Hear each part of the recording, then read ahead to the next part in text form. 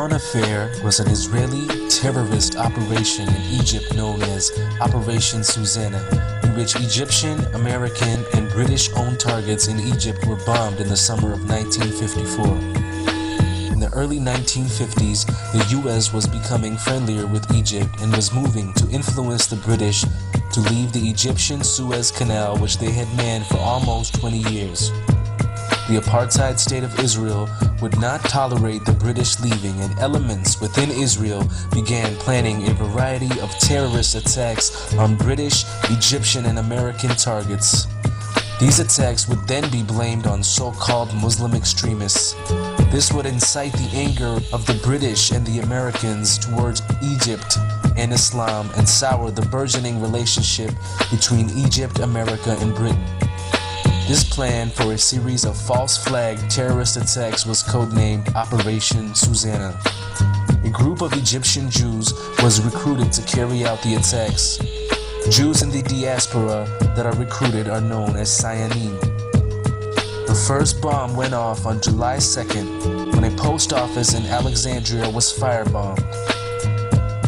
On the 11th of July, the Anglo-Egyptian Suez negotiations, which had been blocked for 9 months, got underway again. Despite the British assuring Israel that stockpiled weapons would not be given to the Egyptians, on July 14th, the Jewish terrorists firebombed U.S. information agency libraries in Cairo and Alexandria. However, that same day, a phosphorus bomb exploded prematurely in one of the terrorists, Philip Natansen's, pocket just as he was about to enter the British-owned Rio Cinema in Alexandria. His arrest and the subsequent confession led to the breakup of the whole ring. However, while the plot was being investigated, the Zionist Jewish terrorists started fires in 2 Cairo cinemas, in the Central Post Office, and the railway station. After the plot was uncovered, many tried to spin it as an anti-Semitic conspiracy theory. These ad hominem attacks are a common tactic of the Zionists. For more information on this, please read the Jewish American patriot Jack Bernstein's book, The Life of an American Jew in Racist, Marxist Israel. This honest, honorable, and courageous Jew was subsequently assassinated by Mossad. As the trial of the Jewish terrorists became more and more public, Israel was forced to do damage control.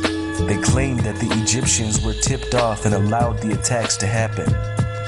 They also singularly scapegoated the defense minister Pinhas Lavon to prevent the exposure of the real group inside the apartheid state of Israel who planned Operation Susanna and several other false flag terrorist attacks.